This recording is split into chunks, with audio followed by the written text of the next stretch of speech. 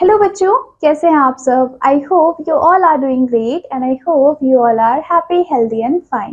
Welcome back to your SST class. So बच्चों, in today's class we are going to start with a new chapter which is chapter number first and the title of the chapter is environment, right? So सबसे पहले हम बात करेंगे कि ये जो environment है, ये term जो है इसका मतलब क्या होता है. So the term environment refers to all the external conditions in which an organism lives. So बच्चों, environment क्या होता है? Environment हमारे external conditions होते हैं जहाँ पे कोई भी organism रहता है. It incorporate both natural conditions as well as those modified by the humans. So बच्चों, अगर हम environment की बात करें तो यहाँ पे आपके natural conditions भी include होते हैं और जो भी conditions है which is modified by the human, which means कि जो भी man-made conditions है वो भी आपके इसके अंदर आते हैं. In a bid to learn what exists naturally and what has been modified by the human, a knowledge for our surrounding is very very necessary. अगर हमें लर्न करना है या फिर हमें डिफ्रेंशिएट करना है कि नेचुरली कौन कौन सी चीजें एग्जिस्ट करती है या फिर कौन कौन सी ऐसी चीजें हैं जो कि ह्यूमंस ने क्या की है बच्चों, मॉडिफाई किए हैं. सो उसके लिए हमें नॉलेज को थोड़ा बढ़ाना पड़ेगा, राइट. सो सबसे पहले हम देखेंगे what are the components. So there are two main components in which our surroundings can be classified. So बच्चों, हमारे पास दो ऐसे मेन कंपोनेंट्स हैं जिसमें कि हम अपने सराउंडिंग को क्लासिफाई कर सकते हैं. The first one is your natural, और यू कैन से कि जो भी हमें नेचर से मिली है that is your natural, and the second one is your man made. Further इनको भी हमने सब क्लासिफिकेशन किया हुआ है ऑफ द नेचुरल एनवायरनमेंट. अब नेचुरल में भी आपके दो टाइप होते हैं, जैसे कि फर्स्ट होता है आपका फिजिकल और सेकंड होता है आपका बायोलॉजिकल, राइट. सो बच्चों, यहाँ पे हमने सिंपली क्या देखा, हमने देखा कि हमारे पास दो मेन कंपोनेंट होते हैं. पहला आपका नेचुरल होता है, दूसरा आपका मैन मेड होता है. नेचुरल को भी हमने फर्दर क्लासिफाई किया है और उसके भी दो टाइप बताए हैं. First one is your physical and the second one is your biological environment. So बच्चों, सबसे पहले हम पढ़ने वाले हैं कि नेचुरल एनवायरनमेंट क्या होता है. सो नेचुरल एनवायरनमेंट में सबसे पहले हम देखेंगे फिजिकल एनवायरनमेंट को. सो बच्चों, इट इनकॉर्पोरेट्स एबायोटिक फैक्टर्स. सो बच्चों, फिजिकल एनवायरनमेंट में आपके एबायोटिक फैक्टर्स आते हैं जैसे कि plains, mountains, climate, soil, rainfall, sunshine, earthquake, thunderstorm, ये सारे ही आपके फिजिकल एनवायरनमेंट में कवर होते हैं. The second one we have is biological environment, right? So बच्चों, इसमें इनकॉर्पोरेट होते हैं आपके सारे लिविंग ऑर्गेनिजम्स, चाहे वो बड़े से बड़े हो चाहे वो छोटे से छोटे हो, ये सारी ही चीजें आपकी बायोलॉजिकल एनवायरनमेंट के अंदर इंक्लूड होती है. So बच्चों, the biological environment is formed by all the kinds of animal, all the kinds of plants and even us itself, right? So बच्चों, हम भी किसके अंदर आते हैं, हम भी बायोलॉजिकल एनवायरनमेंट के अंदर इंक्लूड होते हैं. Then we have is man-made environment. So it has three main features. So बच्चों, जो man-made environment होते हैं उनके आपको तीन features देखने को मिलते हैं. The first one is it includes man-made structures. इसमें आपको man-made structures देखने को मिलते हैं जैसे कि roads, building, bridges, canals, dams, agricultural fields. ये सारी ही चीजें पहले एग्जिस्ट नहीं करती थी, लेकिन मैन ने क्या किया है, उसको बनाया है. इसी वजह से वो मैन मेड एनवायरनमेंट में इंक्लूड होते हैं. The second point says it does not contain any living component. आपको मैन मेड एनवायरनमेंट में कोई भी लिविंग कंपोनेंट देखने को नहीं मिलते हैं. It exist in the latest development of the physical environment. और हमें क्या देखने को मिलता है, जो भी फिजिकल डेवलपमेंट देखने को मिलता है बच्चों, उन सारी चीजों में मैन मेड एनवायरनमेंट इंक्लूड होता है. फॉर इंस्टेंस, हम क्या करते हैं, हम किसी भी हाउस को बिल्ड करते हैं तो उसके लिए हमें एक प्लॉट ऑफ लैंड का रिक्वायरमेंट होगा, राइट. सो बच्चों, that is all about man made environment. So the totality of our environment hence comprises all the elements of our natural environment, including physical, biological components and also the man-made environment which exist in the latest development of the natural environment. So बच्चों, अगर हम अपने environment की totality की बात करते हैं तो इसमें आपको सारे ही elements देखने को मिलते हैं.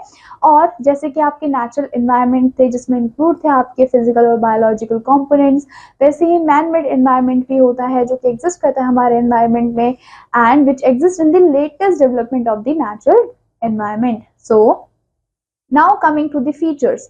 So the life and activities of the people is highly affected by the conditions. So बच्चों जो भी लाइफ थी, जो भी एक्टिविटीज थी लोगों की, वो बहुत ज़्यादा अफेक्टेड थी किसके द्वारा, जो भी लोग थे, जो भी कंडीशंस थे ऑफ द एनवायरनमेंट उसके अकॉर्डिंग.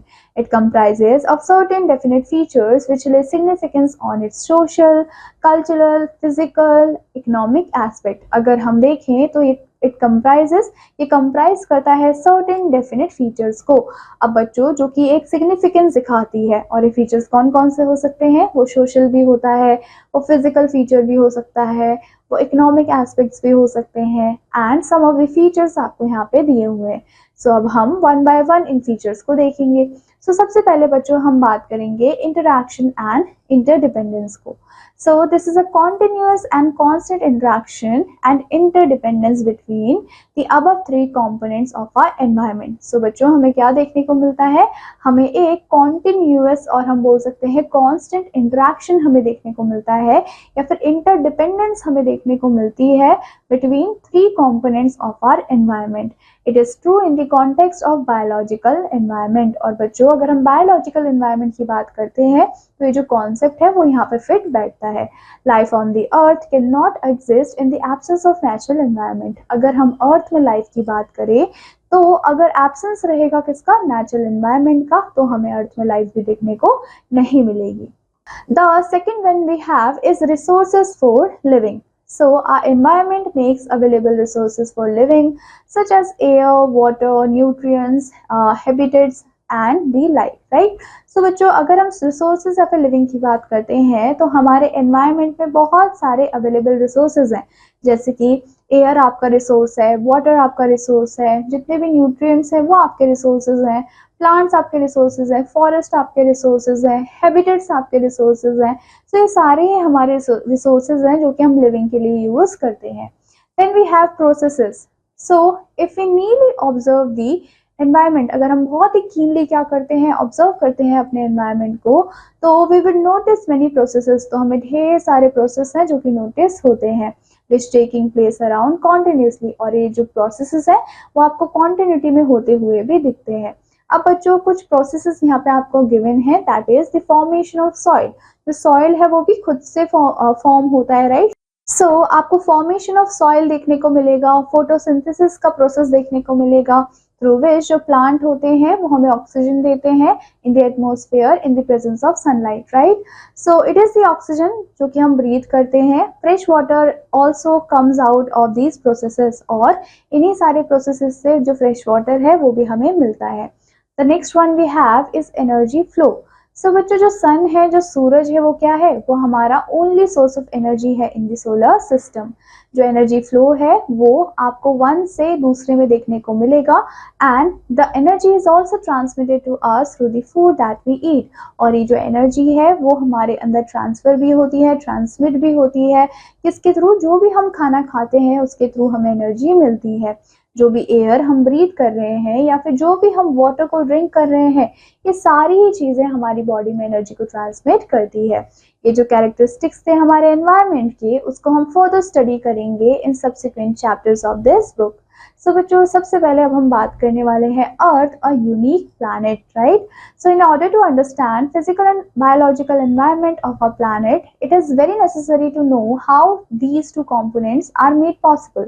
सो बच्चों अगर हमें अंडरस्टैंड करना है फिजिकल या फिर बायोलॉजिकल एनवायरनमेंट को, और जो कि एग्जिस्ट करते हैं हमारे प्लैनेट में, so it is very necessary कि हमें सबसे पहले पता चले कि ये जो दो कंपोनेंट्स हैं, जो कि आपके फिजिकल एंड बायोलॉजिकल कंपोनेंट है, एनवायरनमेंट है, ये बने कैसे हैं, right.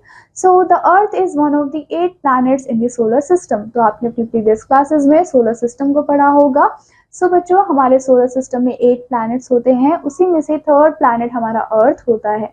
Life is only found on the Earth. और आपने पढ़ा भी होगा कि सारे प्लैनेट में से सिर्फ अर्थ ही एक ऐसा प्लैनेट है जहाँ पे लाइफ एग्जिस्ट करती है, जिसकी वजह से जो हमारा अर्थ है वो काफी ज्यादा यूनिक प्लैनेट बन जाता है। नाउ यहाँ पे क्वेश्चन अराइज होता है कि सिर्फ अर्थ में ही लाइफ कैसे पॉसिबल है, बाकी जगह पे लाइफ पॉसिबल क्यों नहीं है। सो बच्चों, इसके भी कुछ रीजंस हैं या फिर स्पेशल फीचर्स है कुछ अर्थ के जो कि हम देखेंगे। The first one is favourable location. So बच्चों, जो हमारा अर्थ है वो हमारा थर्ड प्लैनेट है from the sun, which means कि अगर हम सन से दूरी की बात करें, डिस्टेंस की बात करें, तो हमारा जो अर्थ है वो थर्ड नंबर पे आता है। तो ये जो लोकेशन है काफी ज्यादा आइडल लोकेशन है, जिसकी वजह से जो अर्थ है वो ना तो ज्यादा गर्म होता है ना ही ज्यादा ठंडा हो पाता है। इसी वजह से आपको अर्थ में लाइफ एग्जिस्ट होते हुए दिखती है। Second one is your inclination. So बच्चों, आपने पढ़ा होगा अपनी प्रीवियस क्लासेस में ज्योग्राफी में कि जो अर्थ होता है वो स्ट्रेट नहीं होता, वो थोड़ा सा टिल्टेड होता है अपने एक्सिस पे, and it completes one rotation in 24 hours. और उसको एक पूरा रोटेशन खत्म करने के लिए अपने एक्सिस पे 24 आवर्स लग जाते हैं। नाउ ये जो 24 आवर्स जो अर्थ ने क्या किया बच्चों, जो अर्थ ने रोटेट किया अपनी एक्सिस पे, उसी की वजह से आपको डे एंड नाइट होते हुए दिखते हैं। Now coming to protection of our environment, right. So यहाँ पे आपको बॉक्स में एक छोटा सा यहाँ पे इंफॉर्मेशन दिया हुआ है। Human activity has started affecting earth environment. जो ह्यूमन की एक्टिविटीज हैं उन्होंने अर्थ के एनवायरनमेंट को अफेक्ट करना बहुत ज्यादा स्टार्ट कर दिया है। Today because the earth and it's atmosphere has become dirty. आज के टाइम पे जो अर्थ है, अर्थ का एटमॉस्फेयर है वो काफी ज्यादा डर्टी हो चुका है। So there is great need to protect our environment. तो बहुत ज्यादा नीड है कि हम अपने एनवायरनमेंट को बहुत अच्छे से प्रोटेक्ट करके रखें, बिकॉज जितनी भी लाइफ है अर्थ पे वो डिपेंड करती है हमारे एनवायरनमेंट पे। It is the basic life support system. ये हमारा बेसिक लाइफ सपोर्ट सिस्टम होता है। If something become seriously wrong with it, अगर इस एनवायरनमेंट के साथ कुछ बहुत ज्यादा गलत हो जाता है तो जितने भी लिविंग क्रीचर्स हैं बच्चों वो यहाँ पे नहीं रह पाएंगे। The environment provide resources for living. अब जो एनवायरनमेंट होती है वो हमें रिसोर्सेज प्रोवाइड करती है लिविंग के लिए, जैसे कि एनर्जी, मिनरल्स, फूड, बहुत सारी चीज़ें प्रोवाइड करती है। As people use the resource, अब जो लोग हैं वो इन्हीं रिसोर्सेज का यूज़ करते हैं। एंड मेनी चेंजेस जो हमें देखने को मिलते हैं नेचुरल एनवायरनमेंट्स में। जितने भी ह्यूमन एक्टिविटीज़ होती है बच्चों वो बहुत ही बैडली डैमेज करती है हमारे नेचुरल एनवायरनमेंट को। सम ऑफ द अर्थ रिसोर्स दस लॉस्ट, इसी वजह से अर्थ के बहुत सारे ऐसे रिसोर्सेज हैं जो कि खो जाते हैं, लॉस्ट हो जाते हैं और उनको कभी भी हम रिप्लेस नहीं कर पाते। Now the three main components on which living organism depend for the existence are air, water and land. अगर हम तीन मेन कंपोनेंट की बात करें जिस पे लिविंग ऑर्गेनिज्म सबसे ज़्यादा डिपेंड होती है अपने सर्वाइवल के लिए, तो बच्चों वो कौन कौन से हैं? वो एयर है, वो वाटर है और वो लैंड है। नाउ ये जो हमारे थ्री कंपोनेंट्स होते हैं वो इक्वली इंपॉर्टेंट होते हैं सारे ही लिविंग थिंग्स के लिए ऑन दी अर्थ, चाहे वो प्लांट्स हो, चाहे वो एनिमल हो, चाहे वो ह्यूमंस हो, उन सभी के लिए ये तीन कंपोनेंट बहुत ज़्यादा इंपॉर्टेंट होते हैं।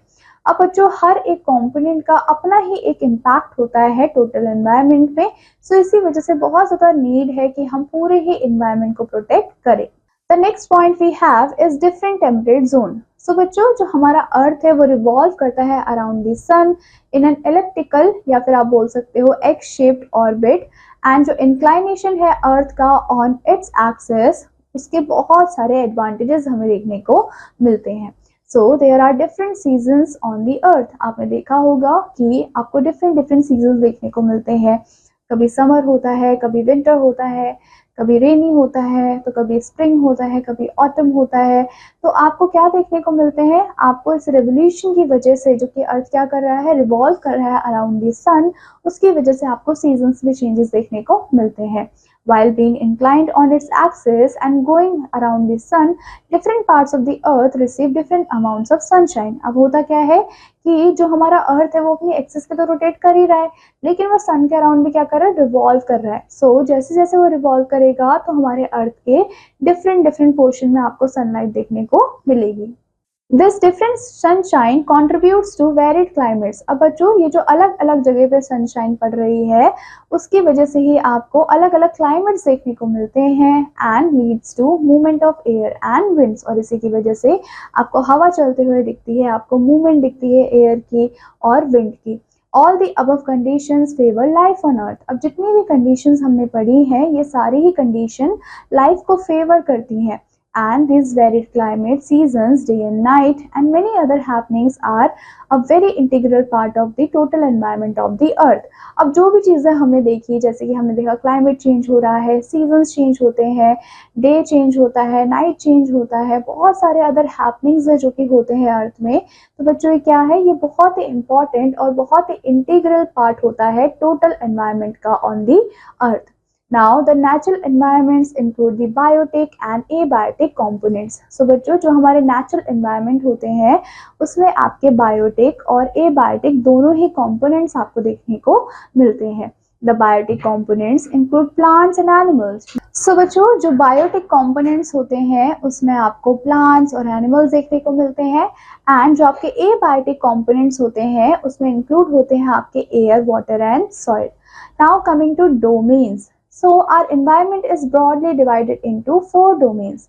So बच्चों हमारा जो environment है हमने उसको बहुत ही broadly, बहुत ही अच्छे से divide किया हुआ है 4 domains के अंदर। जो term है domain, इसका मतलब क्या है, एक distinct type of environment है जो कि support करता है life को। So बच्चों these 4 are usually represented by the word environment. So बच्चों अब ये जो हमारे चारों ही क्या है डोमेन्स है उनको हम रिप्रेजेंट करते हैं एक वर्ड से, वो है आपका एनवायरनमेंट या फिर zone, where the life is found, जहाँ पे हमें लाइफ देखने को मिलती है। हाउएवर ये जो जोन होता है ये बहुत ज़्यादा थिन होता है और एक्सटेंड भी होता है to all the other 3 domains that form are physical environment, जो कि हमारी फिजिकल एनवायरनमेंट को फॉर्म करते हैं। जो हमारे 4 डोमेन्स हैं विच जॉइंटली सपोर्ट लाइफ वो कौन कौन से हैं?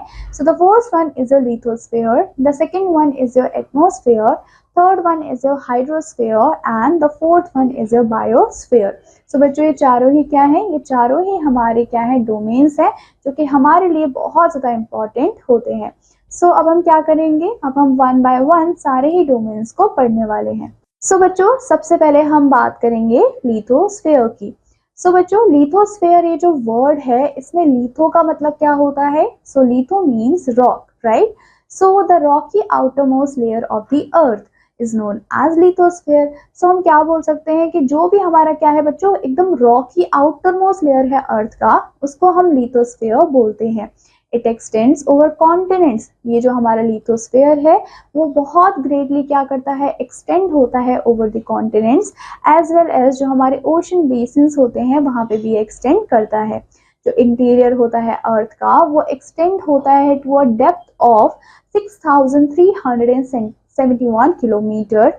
एंड अगर हम एवरेज थिकनेस की बात करें लिथोस्फीयर की, वो बच्चों कितना है, वो अबाउट 100 किलोमीटर आपको देखने को मिलता है। This means that you find rocks in their solid only up to the depth. तो इसका मतलब क्या है कि आपको rocks तो मिलेंगे कहाँ पे, in their solid only up to this depth, which means कि लिथोस्फीयर तक ही आपको जो solid rocks होते हैं वो देखने को मिलते हैं। The topmost part of the lithosphere is the earth crust. अगर हम लिथोस्फीयर के भी सबसे ऊपर वाले पार्ट को देखें तो वो हमारे अर्थ के क्रस्ट को बनाती है। And we live on earth crust, और हम कहाँ रहते हैं, हम अर्थ क्रस्ट में रहते हैं। एंड हम यूज भी करते हैं फॉर हंड्रेड्स ऑफ पर्पसेस, जैसे कि अगर हमें क्रॉप्स को ग्रो करना है तब भी हम अर्थ के क्रस्ट को यूज करते हैं। बच्चों जो अर्थ का क्रस्ट है उसको भी हमने डिवाइड किया हुआ है 2 पार्ट्स के अंदर। First one is your continental crust and the second one is your oceanic crust, right? सबसे पहले हम देखने वाले हैं कि कॉन्टिनेंटल क्रस्ट क्या होता है। बच्चों कॉन्टिनेंटल क्रस्ट में आपको ग्रेनाइट रॉक्स देखने को मिलते हैं और बहुत ज़्यादा रिच होता है सिलिका में एंड एल्यूमिनियम में और सियाल में। नाउ बच्चों ये जो सियाल लेयर होती है it is also found under the mountains and plateaus. ये जो हमारी लेयर है ये हमें कहाँ देखने को मिलती है, ये हमें माउंटेन्स और प्लेट्यूज के अंडर देखने को मिलती है। जितने भी जियोग्राफर्स होते हैं वो समटाइम्स इसको क्या बोलते हैं, अपर क्रस्ट के नाम से भी जानते हैं। The rocks here are generally light in colour. यहाँ के जितने भी रॉक्स होते हैं वो जनरली लाइट कलर के होते हैं। बच्चों ये जो लेयर है वो एक्सटेंड होती है to an average depth of 35 kilometre, but it is between 60 to 70 kilometre thick beneath the mountains, which means कि माउंटेन्स के नीचे हमें एटलीस्ट ये 60 to 70 किलोमीटर थिक देखने को मिलती है। It is this crust on which soils are also formed. और बच्चों यही वो आपका क्रस्ट है जहाँ पे आपके सॉइल भी फॉर्म होते हैं। The second one we have is oceanic crust. सो बच्चों इसमें कंसिस्ट होते हैं आपके रॉक्स जो कि बहुत ज़्यादा रिच होते हैं सिलिका में एंड मैग्नीशियम में, जिसको हम सीमा भी बोलते हैं।